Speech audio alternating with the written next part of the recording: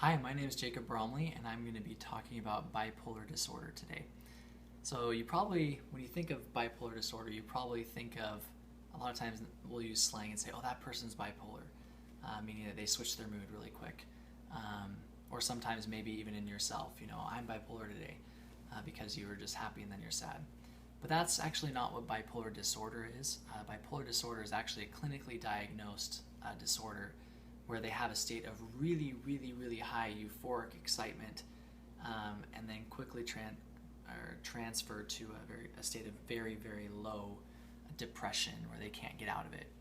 So not only is the high high and the low really, really low, but the transfer between those two is very, very rapid. So what causes bipolar disorder? The causes are not fully understood by scientists, but they do know that there is a genetic link.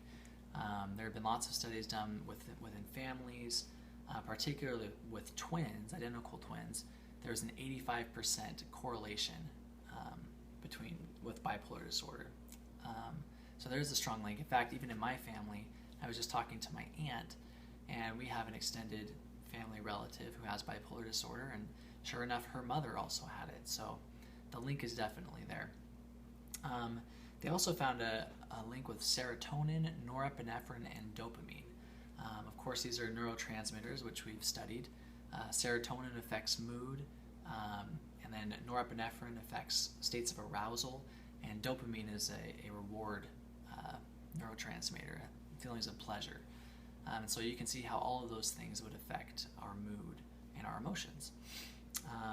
They actually located the areas of the brain where people with bipolar disorder are affected. And they did brain imaging studies.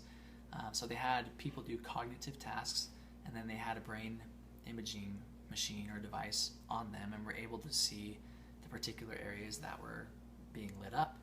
And those areas in particular for people with this disorder were the amygdala and the basal ganglia. And not only were they lighting up, but they could also see particular patterns in those areas and a particular volume of activity there. So pretty interesting. So why is this important? There are a lot of people around us who have bipolar disorder, and I think we need to be aware of the issues that are surrounding us as well with this disorder. In 2002, the World Health Organization reported that bipolar disorder was responsible for more adjusted life years than any form of cancer or such major neurologic diseases as Alzheimer's or epilepsy. So it actually adjusts people's lifespan. So you can see how it's a very crucial thing to learn about.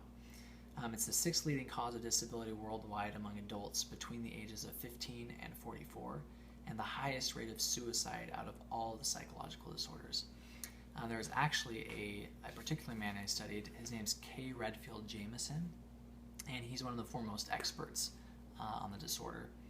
And he said approximately 50% of people with bipolar disorder attempt suicide at least once in their lives. So pretty scary statistic there. Okay, so how do we treat this? One of the most common forms of treatment is lithium carbonate, and that actually helps with chemical imbalances. This works for a lot of people who have the disorder and helps them to be successful in their daily lives, and it works for a lot of people. For some people it doesn't work though. For those people, there are anticonvulsant medications such as Depakote, Tegretol, and Lamictal, and those actually help to stabilize the mood. I know you think anticonvulsant, how does that come into play, but they do actually work to stabilize the mood.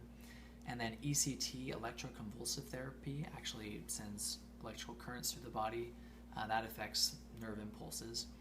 And then phototherapy, which I thought was interesting, actually using light to stimulate mood. One more that's not listed on the slide that I studied was diet. And diet was actually a pretty big one. Omega-3 fatty acids were studied and shown to decrease the likelihood of getting bipolar disorder and the effects of bipolar disorder. So eating healthy actually has quite a weight as well. So thank you for listening. Bipolar disorder is a very prominent disorder among us, and I think it's an important thing for us to know about. So